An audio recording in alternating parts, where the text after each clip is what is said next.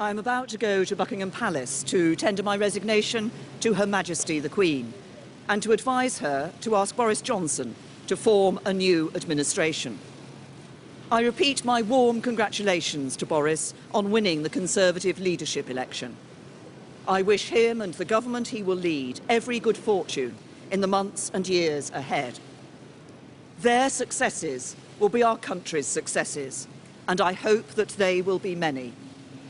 Their achievements will build on the work of nearly a decade of Conservative or Conservative-led government.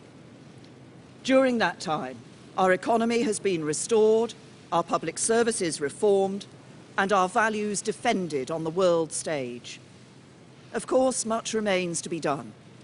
The immediate priority being to complete our exit from the European Union in a way that works for the whole United Kingdom. With success in that task can come a new beginning for our country, a national renewal that can move us beyond the current impasse into the bright future the British people deserve. To serve as Prime Minister of the United Kingdom is the greatest honour. The heavy responsibilities are outweighed by the huge potential to serve your country. But you achieve nothing alone. And as I leave Downing Street, my final words are of sincere thanks. To my colleagues in government and parliament, to everyone in the building behind me and across the civil service, to the men and women of our armed forces and security services, and to the public servants in our schools, our NHS, our police and the other emergency services. All are inspired by the noble wish to serve their country in the national interest.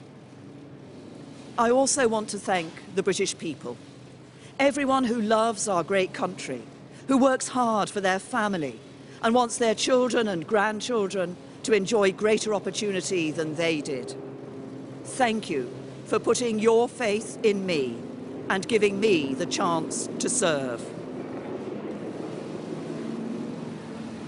This is a country of aspiration and opportunity. And I hope that every young girl who has seen a woman Prime Minister now knows for sure that there are no limits to what they can achieve. Finally, and most of all, I want to thank my husband, Philip, who's been my greatest supporter and my closest companion. That wasn't me. I think the answer to that is, I think not. I'm about to leave Downing Street, but I'm proud to continue as the Member of Parliament for Maidenhead. I will continue to do all I can to serve the national interest and play my part in making our United Kingdom a great country with a great future, a country that truly works for everyone.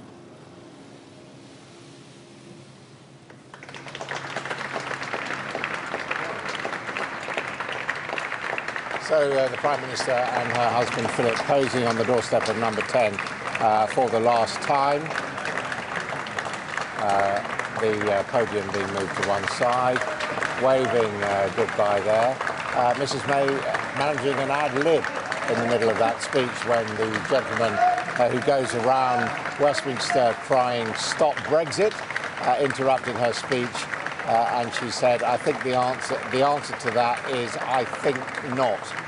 So Mrs May fully confident that Brexit is going to happen. Whether it's going to be her sort of Brexit or a no-deal Brexit sponsored by her successor, Boris Johnson, we'll have to see. And now she's going with her husband to the Black Jaguar, which will return in an hour or so, bearing another Prime Minister, Boris Johnson. But this is Prime Minister Theresa May saying goodbye to Downing Street, which has been her home for the past 3 years and a few days.